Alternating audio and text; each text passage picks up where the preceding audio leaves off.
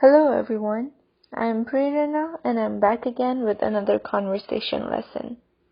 Today, the conversation will be based on a foreigner who has just arrived in Nepal and is trying to find a taxi. As some of you may know, Nepal does not have Uber, but there are some apps similar to Uber such as Turo and Patao. They can be used for calling both motorbikes, which are more common, and for cars. However, this service is mostly limited to the capital Kathmandu, and you do need a Nepali cell phone number to use the apps. This video will be broken down into a few parts. First, I will read the conversation and you will just listen. Second, you will be able to listen to the conversation, but you will also be able to look at Nepali scripts at the same time. Third, you will see translations in Japanese, so you can check this part to see if your understanding was correct. Then you would be given some time to practice translating Japanese sentences to Nepali. Lastly, I will share some additional details that will help you better understand this context. Let's begin the conversation. Please listen carefully. Didi, यतातिर taxi कता पाइन्छ होला? उ त्यता हेर्नुस् त। तपाई यताबाट दायाँतिर अलिकति हिड्नुभयो भने देख्नुहुन्छ। ए, देखे। धन्यवाद। दाइ, तपाई वज्र होटलसम्म जानुहुन्छ? कता हो वज्र होटल? यो म्याप हेर्नुस् त।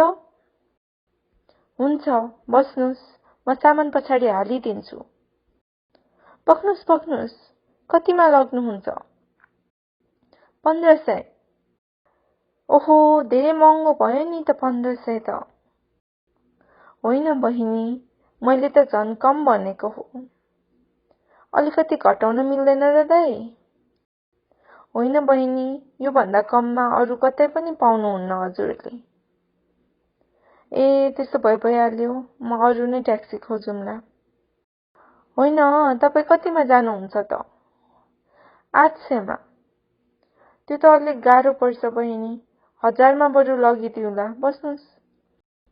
होइन दाइ, बरु 900 गरिदिनुस् न त, म कतै नगई तपाईकोमा आएको झन्। हुन्छ, बस्नुस्। Now, you will listen to the conversation with Nepali scripts. Didi, यतातिर ट्याक्सी कता पाइन्छ होला? उ त्यता हेर्नुस् त। तपाई यताबाट दायाँतिर अलिकति हिड्नुभयो भने देख्नुहुन्छ। ए, देखे। धन्यवाद। दाइ, तपाई वज्र होटलसम्म जानुहुन्छ? कता हो वज्र होटल? यो म्याप हेर्नुस् त। हुन्छ, बस्नुस्, म सामान पछाडि हालिदिन्छु। पक्नुस्, कतिमा लग्नुहुन्छ? 1500। ओहो, धेरै महँगो भयो नि त 1500 त। होइन बहिनी, मैले त झन् कम भनेको हो। अलिकति घटाउन मिल्दैन र दाइ? होइन बहिनी, यो भन्दा कममा अरु कतै पनि पाउनुहुन्न हजुरले। ए, त्यसो भइहाल्यो, म अरु नै ट्याक्सी खोजौँला। होइन, तपाई कतिमा जानुहुन्छ त? 800 मा। त्यो त अलिक गाह्रो पर्छ बहिनी, 1000 मा बरु लगिदिउँला, बस्नुस्। होइन दाइ, बरु 900 गरिदिनुस् न त, म कतै नगई तपाईकोमा आएको झन्। हुन्छ, बस्नुस्। And now, you will listen to the conversation with Japanese subtitles. Didi, यतातिर ट्याक्सी कता पाइन्छ होला? उ त्यता हेर्नुस् त। तपाई यताबाट दायाँतिर अलिकति हिड्नुभयो भने देख्नुहुन्छ। ए, देखे। धन्यवाद। दाइ, तपाई वज्र होटलसम्म जानुहुन्छ? कता हो वज्र होटल? यो म्याप हेर्नुस् त। हुन्छ, बस्नुस्, म सामान पछाडि हालिदिन्छु।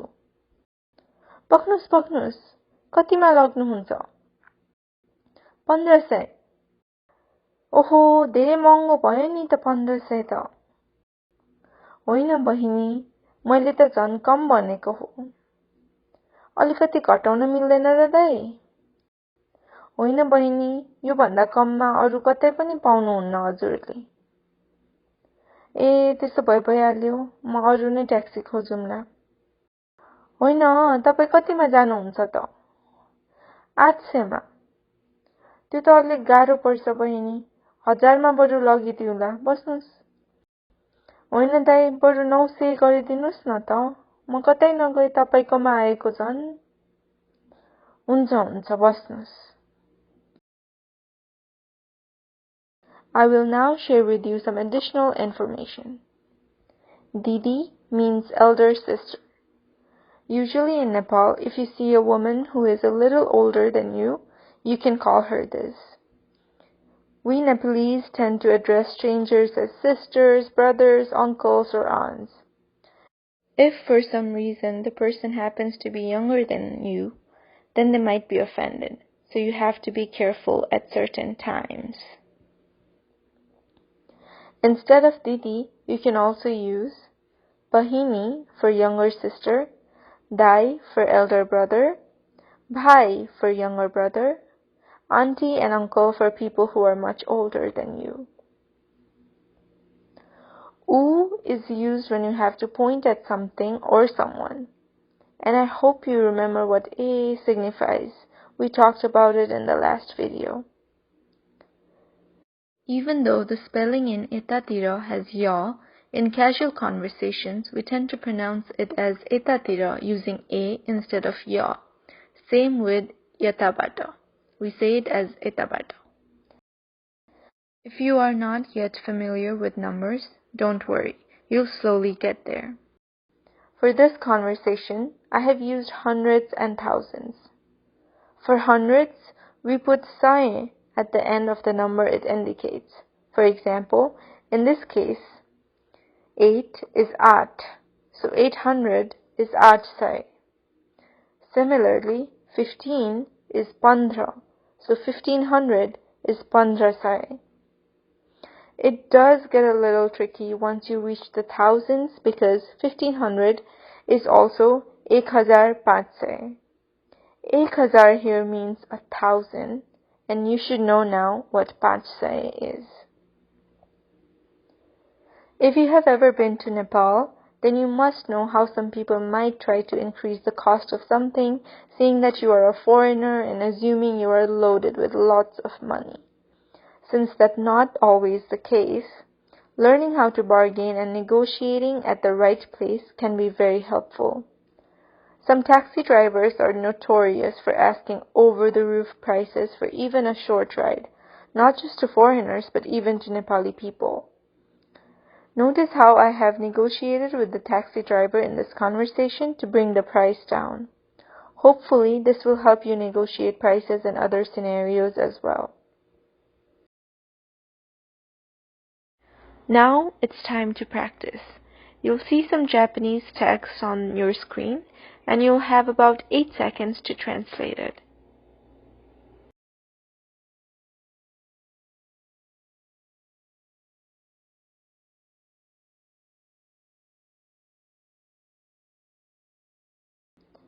दिदी, यतातिर ट्याक्सी कता पाइन्छ होला? उ त्यता हेर्नुस् त। तपाई यताबाट दायाँतिर अलिकति हिड्नुभयो भने देख्नुहुन्छ।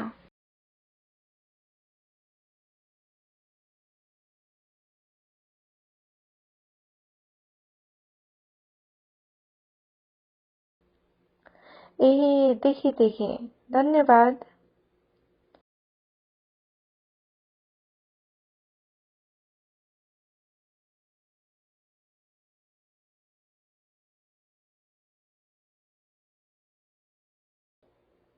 दाइ, तपाई वज्र होटलसम्म जानुहुन्छ? कता हो वज्र होटल?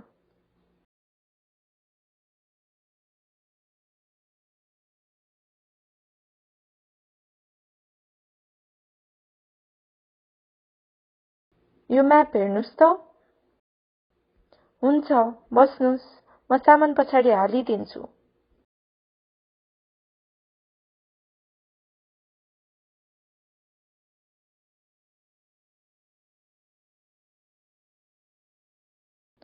पक्नुस्, कतिमा लग्नुहुन्छ? 1500।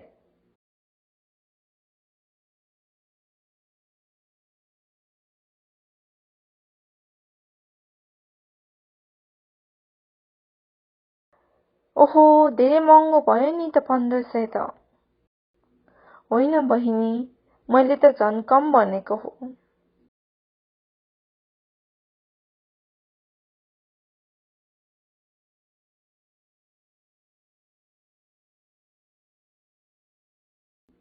अलिकति घटाउन मिल्दैन र दाइ? होइन बहिनी, यो भन्दा कममा अरु कतै पनि पाउनुहुन्न हजुरले।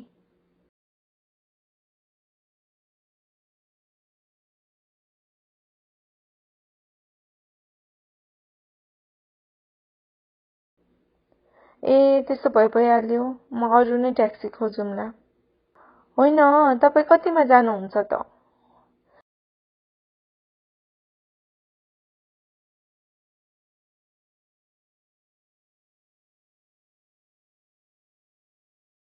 आच्छेमा। त्यो त अलिक गाह्रो पर्छ बहिनी, 1000 मा बरु लगिदिउँला, बस्नुस्।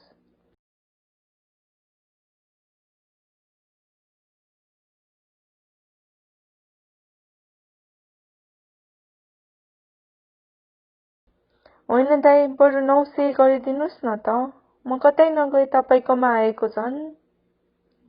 हुन्छ, बस्नुस्। That is all for today. Thank you so much for watching. If you found this video helpful, do leave a like and comment if you would like to see more of this. Please subscribe to Gai's channel for more videos on Nepali Sign Language and Nepali language in general. Dhanyavad.